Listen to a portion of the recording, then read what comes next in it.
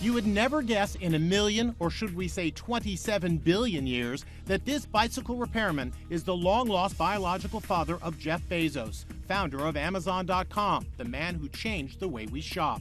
Look at 69-year-old Ted Jorgensen side by side with Bezos. They even share the same laugh. Until recently, Jorgensen had never even heard of Amazon. He doesn't even use a computer. Jorgensen says he still remembers the very last time he saw his son. I was working in a Walmart, and I remember them coming to visit me for some reason. It was cold, and he had his little winter coat on, and I just remember him walking down the aisle coming to see me. Jeff Bezos' mother, Jackie, and Jorgensen were teenagers when they got married in 1963. Back then, Jorgensen was a poor circus performer. Their son, Jeff, was born in 1964. After the marriage broke up, Jorgensen gave up custody. Jackie remarried Mike Bezos, who adopted Jeff and raised him as his own. Have you ever regretted that decision? Big mistake.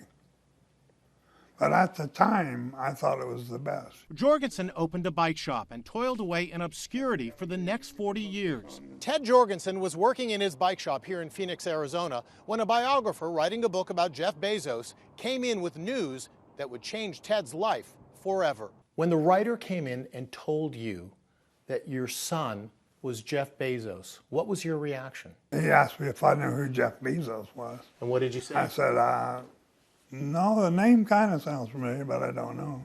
Jorgensen lives in this modest house in a middle-class Phoenix suburb, a far cry from Bezos' lakefront mansion in Seattle. Forbes magazine lists Bezos as America's 12th richest man, worth an estimated $27 billion. 27 billion, with a B. Jorgensen's second wife of 26 years, Linda, says because Bezos is so rich and powerful, contacting him is difficult. Because of who Jeff is, I think it's made an obstacle that wouldn't have been there had he been a garbage collector. Bezos has made only one comment about his biological father. I've never met him. The only time I ever think about it is when a doctor asks me to fill out a form. Jorgensen is battling emphysema. He says he wants to see his son one last time before he dies. He says he doesn't want a penny from his son and just wants to apologize for what he calls the biggest mistake of his life. What would you say to him? I just would like to tell him I used to change your diapers, and just see him, shake his hand and tell him he's really done a good job with his life.